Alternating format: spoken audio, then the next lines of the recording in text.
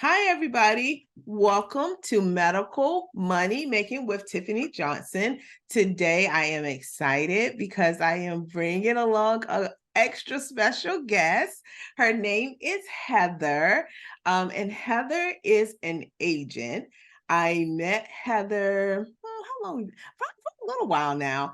And she is just a powerhouse. She is so experienced in real estate, and I wanted to bring her to my YouTube channel so that she can continue to provide education. You guys know that on my channel, I want to provide as much real estate education for the healthcare professionals, those who may be interested in real estate, those who may be considering getting into real estate and really don't know a lot about it. I want to bring as much information as I can so that you can make an educated decision, whether you choose to come in and actively work it or be on the passive side.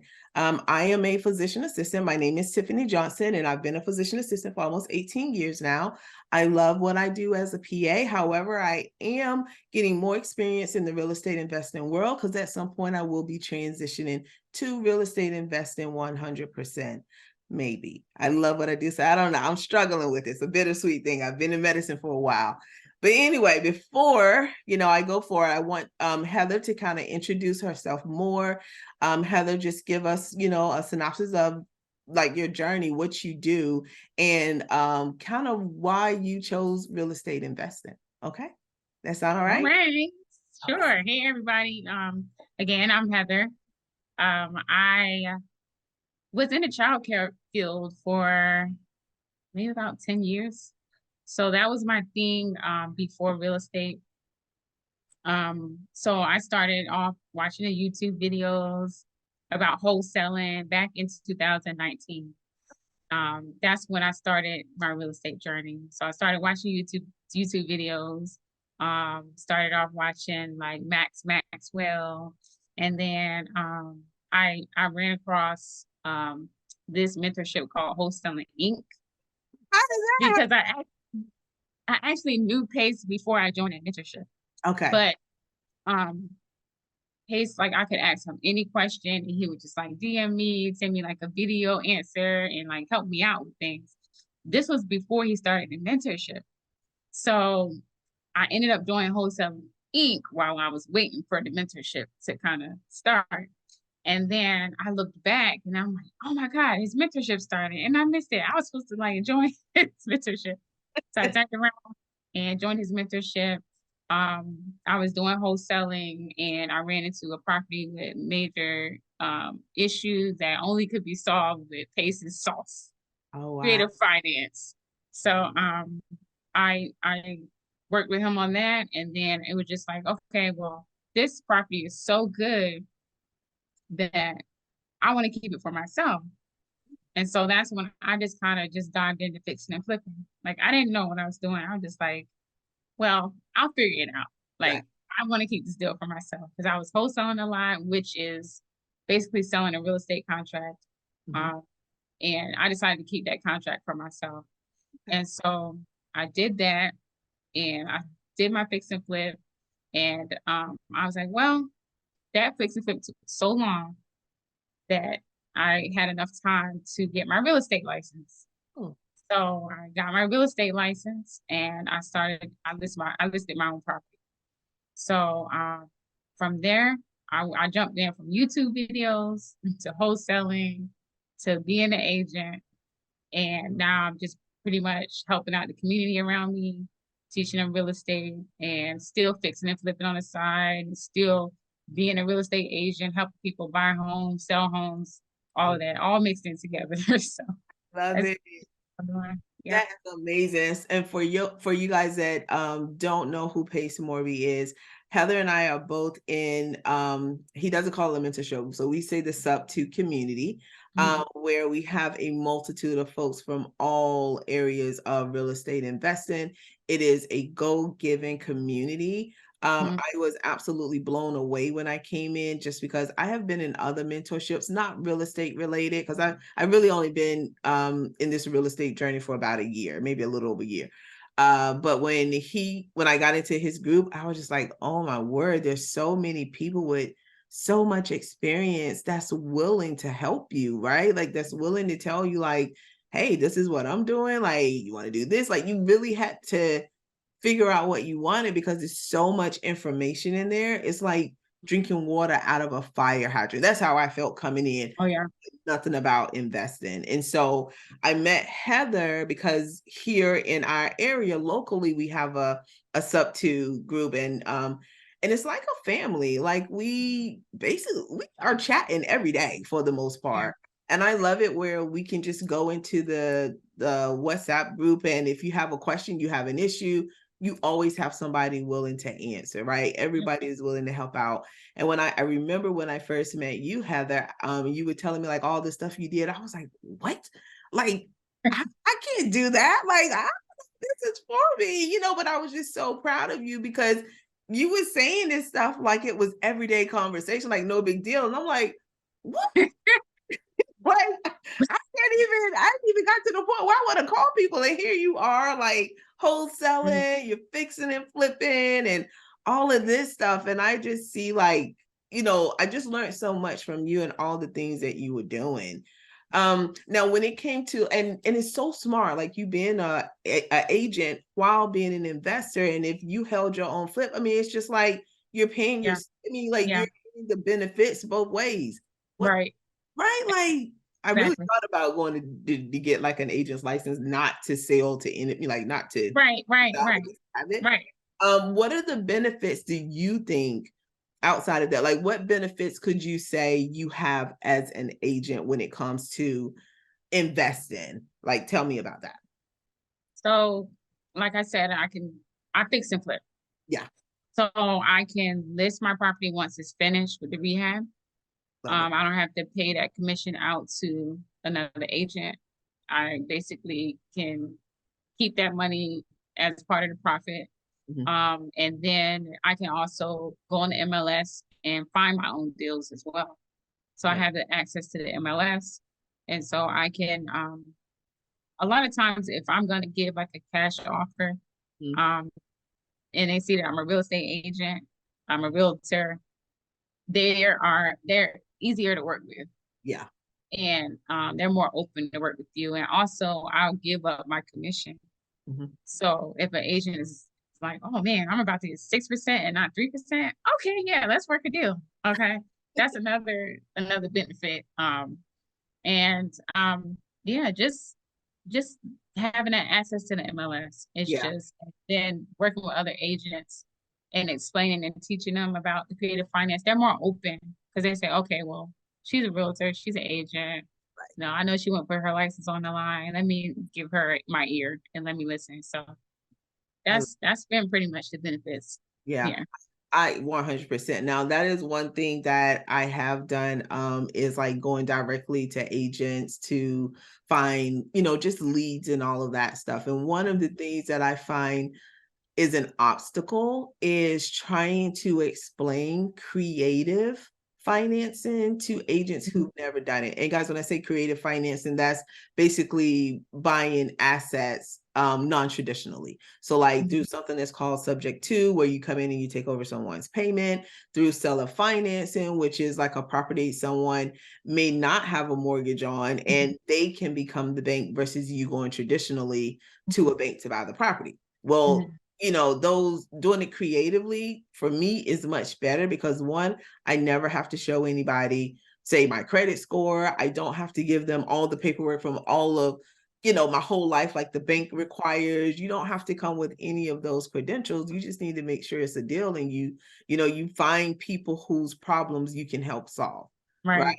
And so just going to the agents, it was so frustrating, like trying to tell them because they think as an investor, first off, they think you're gonna come in and lowball them or Hmm. not consider them for, their commission. And that's not, well, people that have Yeah. like that is not the goal. The goal is for it to be a win-win situation. And so one of the things like when I wanted you to come here, I wanted you to really talk about the benefits of that because I have family members that are realtors and Hmm. I want them to know like how to be what we call a unicorn agent, because if you learn how to work with investors, and I feel like if you get a good stream of investors you're working with, like, you're unstoppable. Yeah, it's just a space that has not been taught to agents. It's when you go get your real estate license, subject to is not even a part of anything that you're learning.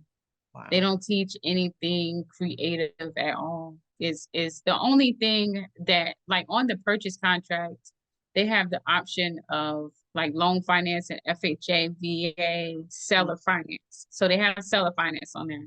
Okay. So if they did get an offer for seller finance, they have that box that they could check and then fill in the information on the purchase contract. So, but when it comes to like subject to or a novation or anything outside of that, it's just like we've never been taught this. We're the experts in real estate. Yeah. Like that's the mentality that agents have. Right. We are real estate experts. And if we don't know about it, it doesn't exist. It's gotta be a scam. So it's really a lot to do with just educating, and it really has to start from the top. Right. The people that are writing these contracts for the MLS, for all the agents, like the education has to start from there and trickle down. But until then, like we can just, educate agents, and a lot of them is one of the objectives I see is am I getting paid if you're trying to do a seller finance deal or a subject to deal. You have to really go in and really educate and teach and put your intentions out there nice and clear. Okay, I'll do a subject to. This is how you're gonna get paid. This is how the seller's gonna get paid. This is like everything that you know about subject to has to be told to the agent, because they're supposed to present the offer, but they won't present the offer if they feel like it's something that's gonna jeopardize their client. If they feel like you're violating a mortgage policy, if they feel like that, they're not gonna present that to their client. So you really have to go in and knock out all those objections up front. Just know your stuff when it comes to subject to. Okay, they're expert. They know what they're talking about. So you can't just come and just, hey, I'm gonna do a subject to on this property. This is my proof of funds. And I mean, it won't work because they see it so much. It's a lot of wholesalers that call them. I get the calls too.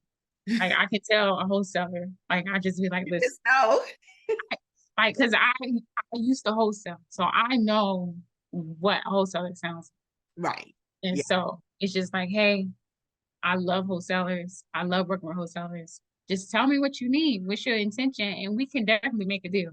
Yeah. So, and even with like a regular offer, like a regular purchase, like a regular FHA VA loan offer on a regular listing. You present their offer and say, hey, I want to buy it full price, like a letter from the bank that shows that you're approved for this loan, that you can purchase this property. They won't present your offer if you don't have it. So think of it that way. Even if you're doing a regular purchase, you still got to present something. So imagine coming with a subject to offer that they've never heard of. You got to show some type of proof that you've been doing this for a while, that you're an expert at this, you've been studying it. That's how you have to come with the agents. Otherwise, it's just like, what? This is a scam. I'm reporting you. Exactly. Like people like, oh no, this is illegal. I'm like, no, it's not. It truly is illegal. Like it's done for such a long time. Like even prior to Pays, like this has been done for such a long time. Now it's becoming, I think, more well known. And I'm hoping that as realtors go out here and they're working with people and they can see the benefits of, doing something creatively, especially now in the economic climate that we're in with the high interest rates. I mean, a lot of people cannot buy houses because of the high interest rates and the payments will put them in. And then there are people that have to leave their houses that may not have been in the house for a long time, which means they have no equity. Selling it on the market, they're actually going to be paying money, right? And so those, for me, like that's going to be those deals where you need to do it creatively so that everybody can win. Yeah, exactly. So, I love that. So out of all of the things that you can do in real estate, what is your most favorite thing to do? Is it fix and flipping? Yes. Really? I- Fixing and flipping, because I just like taking something that, I don't know, it's like a diamond in the rough. It's like yeah. you find this property that somebody's neglected, abandoned, and you turn it into something beautiful that somebody can enjoy. And all the stresses that come with it, Mhm. I enjoy it. You like it? I'm like, Yes. I'm a problem solver. So if somebody present me with a problem, I want to figure out how I can solve it. yeah, So I just enjoy every part of that. I guess the part of it that I like least is just losing money. yeah. Wow. Because you will lose money. It doesn't matter if you've been doing this for years. It's just always something that's gonna pop up that you just didn't account for. It's just always something new you're learning. That's why I like it as well, because I learned something new with every project. It's like, man, that last project, I felt like I learned everything, but no, It's this something one that presented some new problems that I gotta go and solve. So wow. it's I like it. I Yeah, love it. Yeah. that's amazing. So how many properties have you fixed and flipped thus far? I have done I'm on my third. That's awesome. Yeah. So one of my, because a lot of times that's a very popular one that people like to fix Hmm. and flip. I knew coming in, no, not for Hmm. me. I don't have the crew. Like, how do you find your team? Because I feel like you need a It's team just to go to. you So just find them. yeah. It's hard to find your team of people because there's a lot of fix and flippers. So if you don't have like a constant job that did okay, once you finish here, I need you to go to the next property. So Uh, your people go to different projects, and also they, I don't know, you just have to go through them until you find that team that's gonna stick by you yeah. and just work with you on the next project. But it's hard. Wow. They everybody's, they this is their bread and butter as well. Yeah. So they can't sit around and wait for your next project. They got to keep moving and making money with whoever's out here like doing the big deals, like Yeah. properties all over the place. Wow. So I See, mean, it's difficult, but it can happen. It clearly can happen. doable because you're able to do Yeah, it. I mean, if I can, I always say if I can do it, anybody can do it. Right. And That's I how it literally jumped into it not knowing what I was doing. So is. yeah. Well, what made you even want to like do the fix and flipping? Like how was that like Oh, you just decided like, yep, that's me. That's my lane. it's always been something I wanted to do.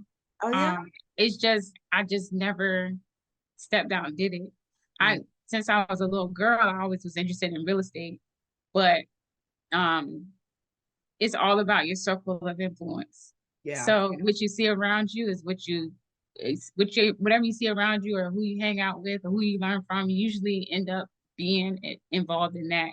So Mhm. like I said, I did childcare for like 10 years and that's all my family did. And so that's all I knew. That's all I seen. But we would all sit around and watch HGTV like Yeah. all the time. Like we would just sit and watch that. So I just thought, okay, well, I'm gonna try it. I just tried it You just and tried. it worked out. So, You just go for it. yeah. And you know what? That's what I find though, like in our community, we have so not even just go givers, it's go getters. Like Mhm. once we decide, okay, this is what we're gonna do it. And we're okay with kind of taking a risk, but I feel like we are in the back, we're like, we'll just figure it out. We'll figure it out, Yeah. go. And I think that's a great trait because Mhm. otherwise you can overthink so much, analysis by Mhm. paralysis, and you don't move. And I Yeah. felt like I was kind of in that space when I first came in. I think for me, it was more of like, let me educate myself first. I need Mhm. to know, I don't need to know everything, but I need to know something so I can at least be confident enough to know Mhm. which way I want to go. Yeah. Right? Yeah. So, like, but I know I can get to that place where I just want to know and know and know and know. And then I'm Mhm. like, well, wait a minute, Tiffany, you're not moving. Like, you're Yeah. literally like still sitting here and you keep analyzing, but you're not taking action. So for me, like, I count to three and I go. Whatever decision Okay. I Yeah. make, Yeah. I just Yeah. figure it out, you know? Yeah. I was like that back in 2019. Um, before I started wholesaling, I was just trying to like consume all the information, all the YouTube videos, Yeah. internships, and I finally got out there and I did it, and it was still questions that were unanswered. It Mhm. was like I've done all of this studying, like this wasn't taught to me. Like it just goes to show, like you can do all this studying, but if once you really get out there, it's still more to learn. Yeah. So you could think that you know it all after you finish studying, but you just won't. Yeah. It's always gonna be something. That makes sense. So, Totally makes sense. yeah. So how are you like, so as far as how much of your time do you spend like looking like the agent part of things, like looking for houses for people, like the traditional agent stuff, looking for houses to sell or list and stuff like that? Not much, Okay. because I selfishly got my license Yeah. for me on the investing side. It's just my circle of influence. People are just like, hey, I know this person that needs help finding a house. I need to list my house. Okay. That's people contact me. So I'm not actively searching Oh, it's good. to list properties or help people find houses. Not that I won't, because Right, of course. I just love real estate. Yeah. So but yeah, I don't really dive in it like that. So It makes sense. Like if I was in your position, I probably would be doing the same as you, not really using it to, sell people houses and stuff like that. I would be Mhm. using it for the investor side of things. Right, right. Um, I like to kind of tell people, like, kind of in my mind, I want to kind of do like a case study. What was one of your biggest deals that you've done? Tell me a little bit about, or one of your best deals that you've ever done. Um, my best deal was my first deal. Oh, It was the hardest deal I've ever done because it was my first, right. but I profited the most from that deal. Wow. Um, because it was in Jacksonville, Florida. It was a property that at the time I was probably supposed to make like 60K off of it. Oh, wow. Um, but by the time I finished, I made six figures. And that wasn't supposed to happen because that property,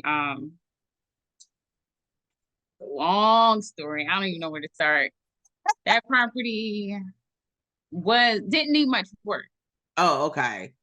And so it only really needed like a roof and Okay. some cosmetic things. But the roofer came through, left it after he failed inspections, left it wide open. And in Jacksonville, it rains every day basically. Oh, no. And I usually like go to the property like all the time because I'm new and I just want to see what's going on. Yeah. But it was maybe about 2, 3 days since I've been to the property. Yeah. And I went I don't know what made me go over there. It was one night I went over there. It was pouring down raining. I went over there and it seems like it was like tubs of water being poured into the property. Oh, So no. where I didn't have to um, touch anything, like just paint, I had to actually gut everything out and start from scratch. So Oh my God. So you went I, almost turnkey to now having to gut the yeah, whole and yeah, of course, I didn't have the budget I didn't have the money for it, thing. because I didn't plan to do a full gut. Yeah. So I ended up going to sub two and posted my sad story. And then somebody in the community reached out and was like, hey, let's do this. I'm gonna give you the money that you need to get this done. And I got it done and didn't even expect to make anything. Yeah. But around that time, that was when interest rates were good and everybody's home was selling for more than what it's supposed to. Wow. So the house is supposed to sell for 275. I bought it for 142.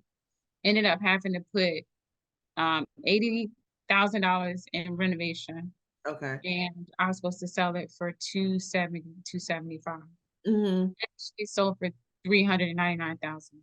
No way. Yes, Girl. and I got that was the listing price, but I Yeah. got over asking offers on it OMG. one day. In one day?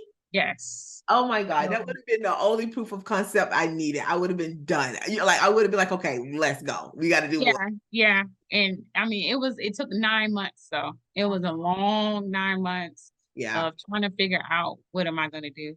yeah. This property also ended up back on the auction list, not because I hadn't paid anything, just because the title company I used didn't record, or they didn't send the money that I paid to them to purchase the property to the right place. They didn't send it to the bank. They sent it to the foreclosure attorney. Oh my God. And the foreclosure attorney was like, yeah, I don't know why they sent the check over here. I sent it back over there. And then I had to call the bank and I'm like, hey, can you guys please find this check? This Yeah. house is on the auction block. Let's try to sort this out. And I don't know what made me look it up. Hmm. Again, I'm looking for more properties. So I went to the county website to try to find some more pre-foreclosures that I can get. And I seen my property listed for auction. And I'm like, what the heck is going on? And so I had to tell everybody, stop working. This property is not mine, it's about to be auctioned. And I had to try and track down that check, tracked it down, stopped the auction, and like 2 days before it was supposed to be auctioned off. Wow, that's kind of close. And so yeah, like it is so much that happened with this house. So much. Oh my God. But I bet But the learning curve was amazing though. oh man, I learned so much. But it was all worth it in the end when I seen that check. Right. And you was even able to raise capital in the midst Right, of all of that. right. It's so much I learned. Yeah. That Wow. was that was definitely my best deal. Was my Yeah. first. I Yeah. love that story. That's a great story. And I'm so glad that for all the trouble, you kind of got paid back. God was Right. like, you know what, girl, you've been through a Well lot. done, my child. I love it. I love it. So what are your plans going forward? Where are you how are you scaling your business? So what I plan to do is get back into wholesaling. Ooh, I actually want to slow down on flips okay. and do more wholesaling because of the cost of everything. Yeah. All the materials, and not only the cost of the materials, but also the laborers, Mm, the contractors, subcontractors are also going up. wow. Because the cost of living is changing. Everything is costing more to to buy and live, and so they have to charge more. Right. And then all the materials, that's more. And so it's just like right now, I'm just feeling like I don't know if I want to keep flipping right now in this time Yeah. period. So I think I'm gonna switch it back wholesaling. Me and a team of folks, we're starting to kind of get into it and see if we can get some deals going again. That's what I did, at the beginning, and it went very well. So Mhm. I know I can definitely do it now and keep That's it going. so good. I love it. And are you wholesaling like just locally in Virginia, or where are you trying, or are you I, what markets are you targeting? I'm only going to target Hampton Roads, Okay. because I like to be hands on and Mhm. you know just make sure that properties are selling. The ARV, make Right. sure the properties are actually looking the way they say they're looking, and Yeah. I guess that's my control issue, I guess. But I Yeah, want to make sure that we're putting out good deals absolutely. that people want, and I think it's best to stay in Hampton Roads, Yeah. get this going here, then branch off in the Right. other markets. Yeah. Absolutely. I love working with wholesalers, especially the Mhm. wholesalers that have experience and Mhm. have a team of people where they're cranking out leads all the time. I actually have a lead, right? Well, not even lead, a property that hopefully we're going to close on by the end of the month over in Mhm. Durham, and that's who I went with. So, in my Mhm. position, because I'm still working as a PA, still practicing medicine, Mhm. I realize that it's really hard for me to actively go out here and try to create lead flow, try to have like system and processes. Cause I'm a one man. I mean, my husband is with me, but he's a physician. And so he's pretty busy in his career too. So it was Mhm. just really hard for me to develop the system that you probably already have in place. Right. Mhm. So Yeah. I just got to the point I was like, look, I can't do this by myself. That was a Right. downfall of mine because I was trying to do it all and not, it wasn't intentional. Like I didn't want to work with other people. It was just like, okay, there's so many things I need to do. I need to get this up and running and this up and running. But by the time I stopped and realized like, I can't do it all. Plus Right. my regular job, plus be mommy and, with extracurricular activities and all of that. Right. So I just became really intentional. And I was like, Mm-hmm. well, this is how it's going to work for me, my business. I am going to go to wholesalers and I'm going to say, hey, here's my buy box.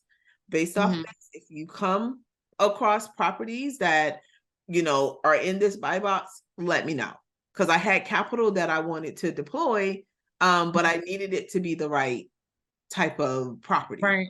you know Right. so like multifamily is my thing, and I am invested in a large deal, but as a limited partner. So basically I'm not running that operation, but I also wanted to do midterm rentals, which Okay. is renting out to traveling medical professionals, as well as renting out to families that have been displaced by, like, whatever disaster that occurred at home, like a Mm-hmm. fire, flood, and things of that nature. And so when I hooked up with this wholesaler, he bought this deal that was in North Carolina, because that's my market. North Carolina Mm-hmm. became my main two markets. And it was in Durham, North Carolina. And I was like, so like, sir, when he posted Yeah. it, I was like, 2 minutes. Yes. Give me Send the it to me. details. Right. Send me the details. This is where I want to be. Let's go. And so Yeah. wholesaling is amazing. I'm so glad we have you guys, because Yeah.